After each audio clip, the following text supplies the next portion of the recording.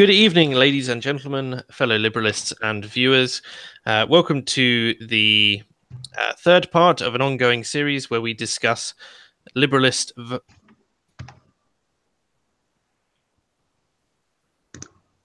Hello? Hello? excuse me, sorry. I had the volume open, apologies to everyone, on the actual live stream. So just to start again, welcome to the third part of an ongoing series on liberalist principles. This topic today is economic freedom. And I am joined by Ben Brown, who is the head of university marketing for the Liberalists UK. We're joined by community member Harry G.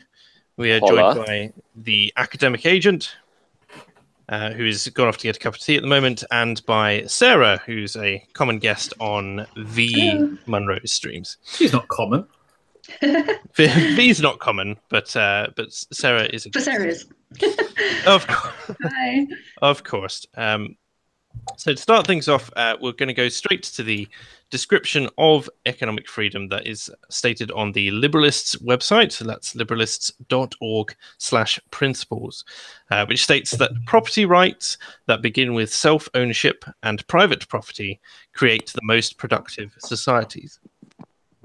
And I really want us to pull apart this statement to see where the description ends and where the liberalists fall in terms of policy involving economic freedom. Is that you, Ben? Have you pulled up the principle? Yes, I have, yeah. Lovely, okay. So there we go. Okay, so in terms of economic freedom for the UK, where do we feel that the Liberalist UK, where does economic freedom end? I mean, you've got private property, you've got self-ownership, but how is this a system that isn't free from abuse? I think like the biggest thing, unless someone else wants to start off. No, crack on. So for me, the biggest determining factor of this is you obviously have to have private property in order to have economic freedom, because otherwise, whatever system of currency you're using to measure accumulating wealth and resources, you need a way of enforcing that property is retained. Like, this is pretty obvious, right? But obviously the balance of doing this is you have to have an authority that can protect that property over and above yourself. So we have a government, yay, which is pretty great. So the difficulty with the whole thing, in my opinion, is you accumulate resources for yourself through your work and your labor. That is then protected by an external source. The question is, to that external source, how much do you owe? That is the crux of the question, because the left believes that you owe, well, in the extreme cases, everything over and above what makes you equal. And on the far right, you owe them nothing. So that is the debate, basically, as far as I can see it, unless does someone else have anything else they want to throw into the ring? I mean, from my angle, I think property rights are important because they give you an incentive to actually work and try to own status in society. Property is the way that you kind of measure someone having some level of status in society. Those without property, tend to be the ones that are sort of living on the streets and so forth, who aren't part of the system that functions within society. So I'd say it's fair to say having a system where property is important. I think it adds to the idea of meritocracy, and which is something our society is, basically built on. Yeah, the only thing I would add to what people have said is that the very fact of property ownership in itself produces some really, really positive outcomes for society as a whole. An example I would give is, imagine a street where every single house on the street is privately owned. How do you imagine the gardens to look in that street? They will tend towards being better kept than the gardens in a street where the state own all of the housing. Let's say council estate or a social housing project in America. You picture those places. You're not picturing really nicely kept gardens or anything like that. You're probably picturing some pretty rough areas, and there's a reason for that. It is exactly because somebody will always take more care of their own thing than they will of somebody else's thing. So. Agree completely. I mean, if you compare the tower blocks of London and the state of those tower blocks compared to, say, the towns like Welwyn Garden City, where all the gardens are kept nicely because the community has a community spirit to keep, and they've all own a part of that community. So I'm completely with you there. Yeah, I think for me as well, like the biggest thing that feeds into this is incentive structures and what that does. So obviously the incentive in the first place to acquire property is, as has already been said, and I agree, to raise an individual's status within a society, which, I mean, if we want to be crude about it, gives you basically better chances of like propagating and breeding. That is, I mean, it's crude, but it is also the truth. Like that, these things are like built around basic human needs. And that is one of them. So your way of accumulating property is, one, you get to have obviously a more like, you know, stable existence, and also two, your status in society is raised, which puts you above the herd in terms of your ability to reproduce. Like crude, but again, I think it's the case. But okay, yeah, as I've said, like the incentive structure thing is bizarre because obviously with tax, what you're doing is you're creating a negative incentive for people to acquire property. But the way this is morally justified is that, oh, you have a moral duty to those who can't accumulate property themselves. So I am an income earner. I'm sure most people here are, or whatever, many people in this group are. And if you do earn an income and you pay tax, that is a negative incentive for you to work. That tax is then used for people who are unable to afford any sort of income, and it's taken that is morally justifiable, but I don't believe it is. And the main reason I don't, just really quickly, sorry, I promise I'll finish in 30 seconds. So the thing of enforcing property and protecting your property is then the same force which is used to extract your tax from you. So the protection that is enabled on your own property is then the same force which is used to remove tax from you. And I think that is morally not justifiable. I've got a point to add on top quickly before someone else jumps in. From my background is psychology, and one thing we have to bear in mind as well is that people's mental health generally, their health deteriorates. Their mental health deteriorates the more they're in periods of stagnation, when they feel a loss of agency and able to actually grow within themselves. If you're working hard in a society and seeing your work pay off, that reward mechanism, the ability to actually improve one's circumstances, it's not just beneficial in a sense that it makes your status higher, but it's also good for your mental health, because you see yourself having an action or act in the world, and the world is providing something to you back, in the sense that you can actually see your work, and the more you do, actually improves your circumstance, allows you to buy things, allows you to move house, allows you to acquire things. It allows your life to not remain stagnant. And the less stagnant you are, the more healthy you should be mentally. But don't you think the people who... So I agree with your assessment, where you're saying it's in most people's interest to continue to be able to acquire and have agency over your own life. And I agree with you 100%. But obviously, the way, again, in the UK, our current structure is that you have to have, we have disability benefit, for example. And this is something I've discussed before with, I won't say names, but other people. And again, like, I understand why that is, because it's morally justifiable to give people resources that can't earn them themselves. But don't you think there's a bit of a problem there, as you've just said, with this agency thing, where if you are giving people resources through a welfare state, what is their incentive to do anything? I'm completely with you. So the problem is you have to ask, well, what is the and I want to let some other people come in here, because we've both been speaking, but yeah, the way that I look at it is I grew up in an area where it was a London overflow town. And you had a factory that used to be there called Clifford's, and the people there, at all levels, whether they were the most working class or slightly middle class, had a place where they could get a job and get paid well and put back into the community. Now, the problem is that area, a lot of the jobs left, the factories shut down, And suddenly you have people in a place where they could not acquire positions where they could actually have a house and all that sort of stuff. Cost of living, has gone up over the years. The problem is now is people aren't thinking, well, how do we create a way that people can jump on the ladder much easier? So apprenticeships are one of the incentives that I'm very much behind. But you have to provide, I think, for even in school, you have to actually provide a way for people to know how to get off the ladder first. And if they've grown up in families where they know that they can sign kids up to a council house at the age of 16, which is what happened to someone I used to be with, then they will do that because it's free money. So I'm completely with you. I mean, it's a case of what strings you attach to benefits if you're talking about welfare systems, which is partially why you have to be independently assessed for something like disability benefit. My mother is on disability benefit. She has chronic fatigue syndrome and she cannot do anything. Right, so she can't move for more than maybe an hour a day to do anything productive.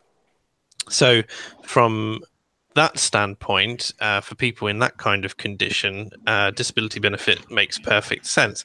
The difficulty we have as well is that a lot of the benefits that currently get dished out are spent on things which aren't essential to living. It's the same argument against the UBI, where you say, what is an appropriate level, even if it's regional or even if it's scaled per, even down to the street you live on, what is an appropriate level of state intervention in someone's ability to have an income, even if it's that disability, if it's job seeking, etc. And what strings do we attach to those that we consider to be acceptable? Because you've got a principle, obviously, that a lot of people believe in, which is the freedom from want. The right to an acceptable standard of living, which is where our entire benefit system stems from. So, from a liberalist perspective, what does our society look like when it's talking about the sorts of incentives that we would give to people who are in that situation? There's a few things that need to be said here, though, which is sure. that there are some aspects of the analysis that are missing. Okay, so as Ben described it, it sounded like a natural process that all of the factories closed down. And there's no more jobs there. So what are the people going to do in an area where the jobs have gone? Okay. One of the things that people miss in their analysis of this is that they don't see how. So you can understand how welfare perverts the incentives to get a job in the first place. Okay. But what you don't see is how welfare actually traps people in given areas. So if you take a longer view through history, what has typically happened is that an industry will rise and fall, okay, with a natural business cycle. When that industry is no longer sustainable, okay, all of the things shut down. And the people who move to those areas to do those jobs then move away from those areas because their reason for being there has gone away. And a very good example of this, which I will always point to, is the towns in the valleys of Wales that built up around coal mines. Those towns literally, put it bluntly, do not have a reason to be there anymore.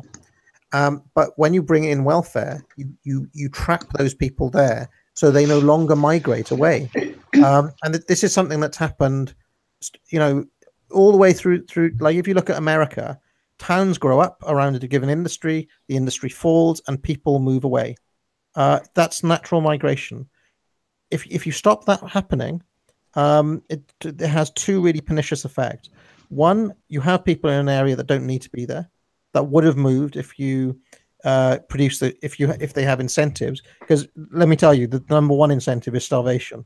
Everybody will move if it's between staying here and starving and moving to somewhere else to look for a job, they will move. Okay, that's one thing. The second thing is it actually perverts the incentives of somebody investing in that area. It takes away entrepreneurship and innovation. So why hasn't somebody in that where that factory was before? Now, when that factory was built in the early 1900s or the 1890s, they didn't have any of these welfare things perverting all the incentives. So you had people setting up companies in those areas because it was profitable, and because and then people moved to them to work there. You stop that happening, and all that happens is that you get these areas that, the Rust Belt in America, or all of the northern towns in the UK. You're basically condemning them to a kind of perpetual cycle of poverty and status. I'm with you on that. The problem is the types of families I'm on about that lived in the area. They sort of had kids, and they maybe had too many kids around the period and things like that. And they essentially would have had kids. Their kids would have had kids at this point as well. So they would have essentially have had to uproot and move quite quickly. And I think that's of course. But at the same time, what areas could they move to if other areas have also got? Dude, when the famine happened in Ireland, what did the Irish people do? They literally moved to New York en masse. That's what happens. But the idea that people have to stay loyal and committed to a given area is a very relatively new thing. I'm not saying they have to stay loyal. What I'm saying is if just basic multiplication, if a bunch of people move to an area and you've got a factory of people that let's say like 1,000 people, okay, yeah. And you're talking, think about how many of them there that are working there that have families. So let's say 500 around this period. So we're talking like sort of 70s and 80s and stuff. You're talking about a lot of parents with a lot of children. And over time, those kids will have kids and so forth. So from that, you'll have a load of people bunch up in an area. And bear in mind, this is already an overflow town anyway. How where are these people going to move to if the overflow towns are then reproducing, and then you're going to need more overflows? Surely you're going to have to move people around. They have to move to wherever there's jobs. And the idea that this doesn't happen is completely remarkable when we have seen hundreds and thousands of people come from Poland and elsewhere looking for work. Oh no! Exactly. Yeah. From just to throw a little bit of a spanner in the works, I consider, for instance, the growing rate of automation. What's your solution as in terms of future proofing for those who are either in the bottom 15% of society and unable to work because of their intelligence, or those who are unable to work through injury or disability? So, who was that question? Who are asking? Sorry. Yeah. Mm-hmm. Sorry, that was from me. Who are you asking the question to? Anyone. I think. I'll answer it. I've had this discussion before. Like, one of my best mates, he's a full-blown cultural Marxist, and obviously not good, but we disagree on many topics, as you can imagine. So this exact topic of automation, that again, there's two things to discuss here. Thing number one is that the way in which our structure is at the moment, and the way in which property rights are necessary at the moment, is because there are a limited amount of resources to be distributed. The way in which the wealth is distributed is those that generate the most resources get to retain those resources. With automation, you're saying there is something external that is generating more resources than an individual can generate. So the question is, who gets to keep the resources that the autonomous being is creating? And not only that, but because it's more efficient, there are more resources. So this basically does bring up a completely new discussion. So, and the way it's new is that we will eventually end up in a state where 80-90% of people in the world will be, in inverted commas, unemployed. It's just, if you extrapolate out the development of AI over a long enough timeline and the pretty limited extent of the human, ability relative to what AI can do, then that's going to happen. This is not true, Haz. It's not true. Why is it not true? Well, because let's just go back, okay? Because this is creative destruction that we're talking about here, and it's happened time and time again throughout history. People, it's the elevator operator union saying, look, if you automate that button, that means all of us are going to be unemployed. What are we all going to do? It's the typewriter manufacturer saying, well, look, if you upgrade to computers now, all of the people who are typists are going to be unemployed. It's back in the 18th and 19th century, hundreds, thousands of people were employed to hack bits of ice out of a mountain. Okay, that was their job, to get ice for rich people. They had to like literally get it from cold areas, transport it on a truck, and of course they didn't produce they didn't produce that much ice by today's standards. Much more ice is produced today. Why is it produced? Because we've got fridge freezers. The idea that those hundreds and thousands of ice pick guys wouldn't find new work is ridiculous. They're all working for Google. But the thing is that's okay. So that's when you're developing. I agree with you. You're developing a machine, okay, and that machine is it's. But the thing is, there's a difference with the Industrial Revolution and any technological development which doesn't include the ability to like compete with a human in terms of its intelligence, because the fridge has no intelligence. There's no generation of ideas or anything like that. And by the way, I'm not saying in my situation where 80-90% of people are going to be unemployed, I'm not saying that's coming in the next decade. It's not. It's long term. So I agree with you. Like in the short term, like if we're talking about now and what's relevant, absolutely, I agree with you. Creative destruction. And for now, it is about moving from industry to industry. But from what I understand, this question of AI development longer term and what that does to property rights, like your notion of what a job is very static in this analysis. Like, for example, I'll give you an example. Sargon now, or any of us with YouTube channels. Who could have possibly have dreamed that would be something that you could get money for?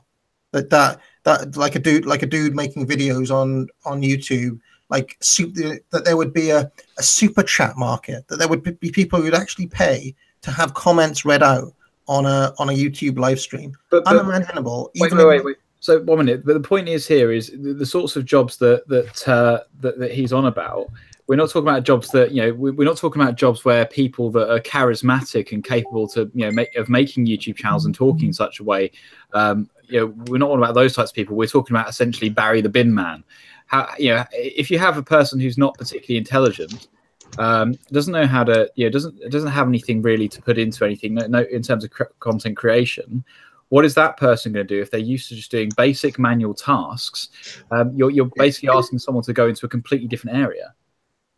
Well, why do you imagine that Barry the bin man can't do whatever these new jobs are in the future? Yeah, but this is the thing: is Barry the bin man probably has an IQ of like 85 or 90. Okay, so Barry the bin man can't just learn to become a Google technician overnight. Like, I agree with you in that people should move and people should be able to go where there's new labor. And with the age of information that we're in with the internet, your example previously of going to America is a good one with the Irish. Imagine now, with the access to information that we have, how much easier their decision would be now than it was even back then. So that's one thing, okay? But the thing is now is with the technological developments that we're going through, people that are in those low jobs of literally manual collection of things to any ability at all, or delivery drivers, okay? When you have any sort of basic competent AI, it doesn't, not advanced, not generating marketing campaigns for Coca-Cola, no, like literally picking up a piece of trash and putting it in the back of a lorry or driving an object from A to B. Those people, they don't have the ability to retrain. And I'm going to be honest, like, I don't know what you do about that. Like, what do you mean they don't have the ability to retrain? What do you mean? Because they're low cognition individuals. Like, there's only so much those people can do. Like, they can't, because with AI, or AI is even over exaggerating it, just basic automation that we're going through combined with any sort of system at all, the people which are removed from the labor market first are the people at the bottom of the IQ spectrum. And again, like, this is something that Jordan Peterson, and not just him, like Sam Harris, tons of other people have talked about.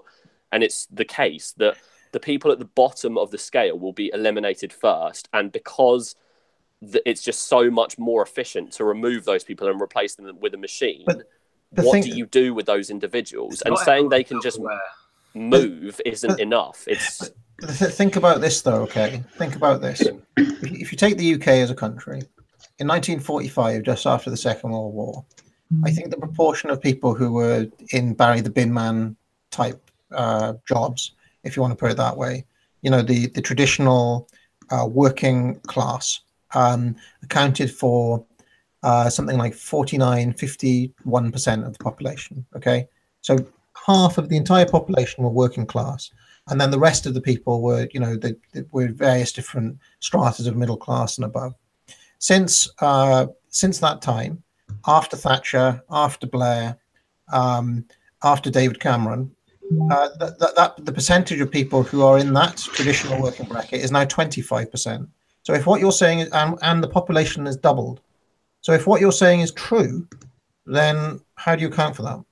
Because in what you're talking about, it's true that people have moved up from class divisions, but also, again, when you look at it, this is in reference to IQ. So when you look at historical IQ tests over the last 50 or so years, the mean IQ hasn't significantly increased in societies. Mm-hmm. And all those people have moved up because the automation that is generated in society has enabled average individuals to do their jobs much more efficiently. And yeah, the markets have changed, and yeah, what people do day to day has changed, but people aren't entirely removed from the labor force because of their cognitive limits. They have to retrain to something else. Do you imagine that there is no, like, I don't know, primary school administrators who don't have IQs in the sort of range that you're talking about? Yeah, no, I do. But then the thing is, this is what I'm saying, is like eventually those, and not eventually, like soon, those people can be replaced. Because if you're a primary school teacher that's teaching basic mathematics and English skills to children, why could that not eventually be done by a basic computer program? Like, in my mind, that seems really obvious. That'll be one of the first things. You just put the children in a safe environment and run through a piece of software with them. And, maybe someone supervises this. But that's it, and it will be much more efficient. I just want to wait. So there's just one distinction I want to make sure we're talking about here. So it's just to get everything clear. So when it comes down to people training and adapting with society, I just want to draw a clear distinction. Are we, just to be completely sure, are we talking about people here whose fields randomly disappear, ones that they've been working in for a while, or are we talking about how society adapts over time? Because bear in mind that I'm referring to people that are here now and have been in the field now, and their field disappears, not society adapting to accommodate people with low IQ. Because at the end of the day, you adapt to the society you're born in. Well, I'm talking about I'm not talking about IQ. I'm just talking about, what has actually happened over history. Like, if you go back to 1688 and what the UK economy looked like then, it was something ridiculous, like 75% agriculture. So something, and people worried, like, if we let this industry take over, what are all the farmers going to do? Like, genuinely, people had these arguments back then. And that they introduced all sorts of things to try to stop this happening. Like, the Corn Laws were directly brought about to try to stop the farms being. They were directly brought about to try to protect the agricultural space in Britain, because they were worried about industry just kind of completely imbalancing the economy, quote unquote. I mean, as soon as they removed the Corn Laws, that did happen. Agriculture accounts for 3% of the UK economy now. But how much more food is made in agriculture? And did all the people who used to be farmers in 1688 struggle to find jobs? No. We've got 5% unemployment rate. And so because now they're store assistants, or now they're working, or they're doing something else. But again, like, the problem is this time we have detoured slightly from property rights, I suppose. Should we link this back to, because we are detouring a bit, but the point of this whole discussion does, to be fair, it does link back to what do you, regardless of let's forget the long-term situation, what do you do with those individuals in the short term who are displaced, and what does that do to an individual's property rights? Because that's the question I guess we're trying to get to, is like, whether it's their fault or not, what do you do about this? Like, that's the question. Someone else want to come in? It's just thinking, isn't it? I mean, for me, nothing is the answer. You don't do anything with them. You say, well, right, these jobs are gone. Okay, so then you're saying that those people have to retrain. And like, the thing is, I agree with you. Short term, I'm 100% on board with you. Like, I think it should be that. capital will reallocate very quickly, and people will retrain. I mean, Yeah. I will always go back to 1920, 21, 22 in America. They had a massive unemployment crisis. It was 11% unemployment. Warren G. Harding did nothing, absolutely did nothing. Within 2 years, the unemployment rate was 2%. Now, do you imagine all those people who lost their jobs in 1919 were doing the same thing in 1922 than they were in 1919? They wouldn't. They couldn't. I just want to point out with the unemployment rate, though, there are some people that are unemployed where the figures are being covered up because in terms of the unemployment rate in the UK, we rate it based on the NEET system, so not in education, employment, or training. And a lot of people, when the Tories came into government, they started saying that they brought down the unemployment rate. This was around the same time period where a lot of people were being sent on how to find a job courses by the job centre, and at that point they were classes in training. So